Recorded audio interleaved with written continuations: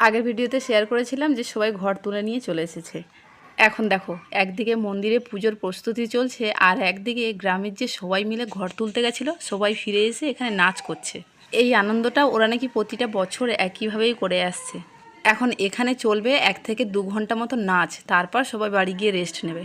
আমারও খুব ভালো লাগছে, এবছর আমি ওদের সাথে আনন্দে সামিল হতে পারলাম। বিকেলটুকু একটু চুপচাপ থাকবে, সন্ধ্যায় আবার শুরু হবে ধুনো পুরানো, পুজো, সব কিছু। সমস্ত ভিডিও তোমাদের সাথে শেয়ার করব, তোমরা আমার ভিডিওগুলো দেখতে থাকো। আর অবশ্যই কমেন্টে জানিও যে ব্লগগুলো কেমন লাগছে তোমাদের দেওয়া এই ছোট্ট ছোট্ট উৎসাহগুলো আমাকে কাজ করতে অনেকটাই আনন্দ দেয়। চলো এখন নাচ দেখো।